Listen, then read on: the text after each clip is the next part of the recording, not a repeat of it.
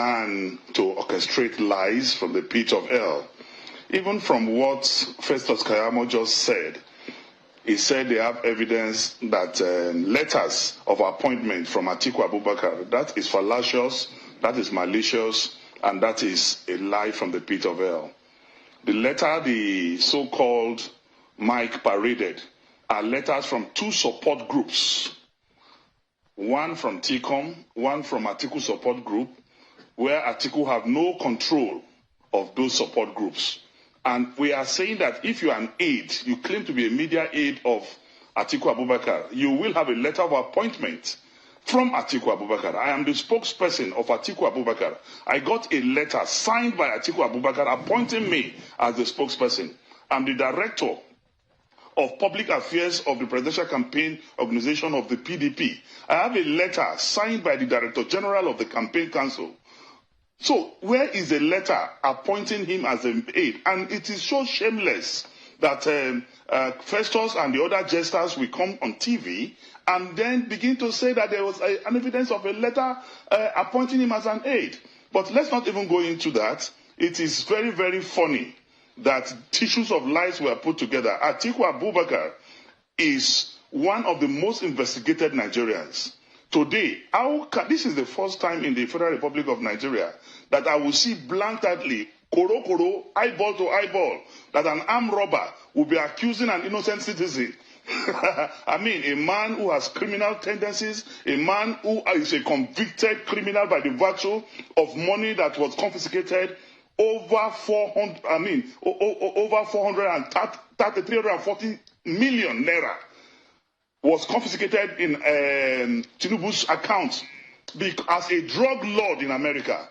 And not only a drug lord, he's even a suspected addict of same drug. A man who faced code of conduct for criminal activities. A man who has over a dozen of petitions waiting for him in the FCC and ICPC will accuse a man that have never been invited by either code of conduct, ICPC or EFCC, a man that has been investigated and never been indicted by any court of law, or he has never even been prosecuted by any court of law in the Federal Republic of Nigeria.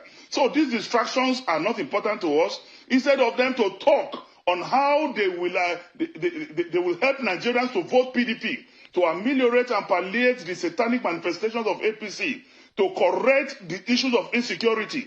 They are trying to cover up for the maladministration of APC in 8 years by raising unnecessary lies and issues that are completely baseless. So honestly, we have no reaction to tissues of lies. We have no reactions to comedy. We have no reactions to so-called jesters putting themselves together and eroding the lies of one individual who is a known blackmailer all over this country.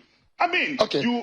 So let's take these issues quickly, Senator, because the purpose of this program is that we need to speak to those who are seeking power. And it's popular saying that he who comes to equity must come with clean hands. So, I mean, there needs to be some clarity and some putting answers to some questions that have been raised. So I'd like to ask some very quick questions so that we can get to our destination, which is, if anything of this is true, your candidate or your campaign council might be able to clarify them. First and foremost, and I asked this question to your colleague who was on the program yesterday, Micheal Achimugu. Is he a known person to Mr. Atiku Abubakar? I just answered in my initial response, Micheal, and I told you that Festus Keyamo corroborated the lie of Mike, and that has given us the foundation of where Mike started from. Mike is being sponsored by APC. Mike is being sponsored by Bola Ahmed Tinubu, and that is why they are doing a follow-up to a project they started in Mike. Mike is not a media aide of Atiku Abubakar. The letters he brought online and he produced, and which shamelessly, myopically, Festus is referring to, are letters from support groups. I can decide in this room to say myself and 3 other people are setting up a support group understand, to support Atiku Abubakar.